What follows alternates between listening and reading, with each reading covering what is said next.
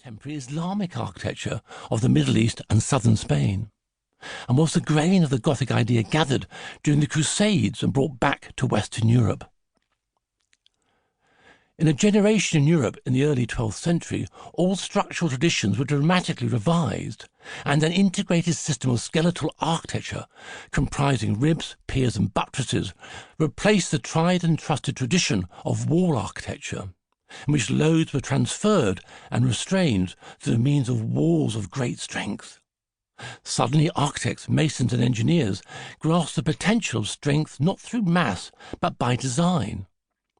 Materials could be given added strength if used in a well-calculated manner, and structures of great strength could be minimal if all was conceived in harmony, with the thrust of forces being met and balanced by opposite and equal counter-thrusts. For example, the lateral thrust of the weight of a stone vault being met with a counter-thrust of a well-placed flying buttress.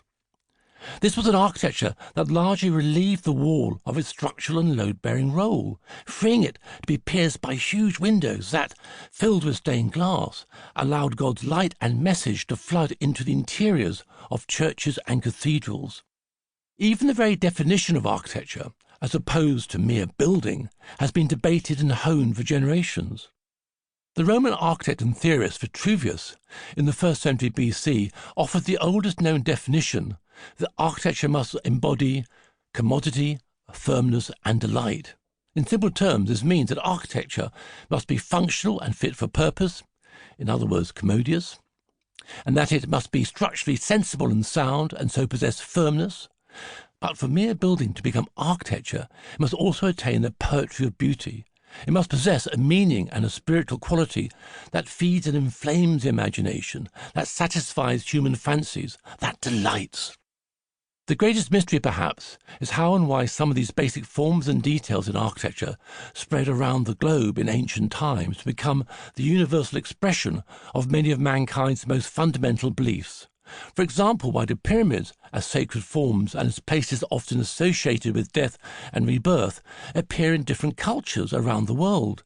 In Mesopotamia, in Mayan architecture in Central and South America, in Sri Lanka. Where lies the origin of the city? In the Middle East? In Central Asia? What is the true history of the humble brick, the most ancient and universal of man-made building materials, which possesses both great strength and beauty, and when fired is a pure act of alchemy, in which the base elements of earth and water are transformed into a material that can endure through the centuries, that is stronger than stone? The brick is embedded in the cultural history of the Judaic, Christian and Islamic religions because the process of brick-making and of the difficulties involved did much to provoke Moses to lead the children of Israel out of bondage in Egypt to the Promised Land. As explained in the book of Exodus, the Pharaoh, to increase the persecution and labour of the Israelites, refused to give them straw to make their bricks, yet demanded that they meet their daily quota, as when there was straw. The Israelites were compelled to scatter, to gather stubble instead of straw, and then to flee.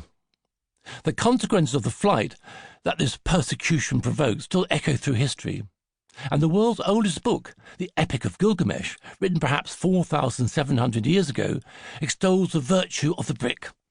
Gilgamesh sought immortality and eventually found it in architecture, through the construction of city walls wrought of hard kiln-fired bricks, stamped with his name, as the names of famous men are written.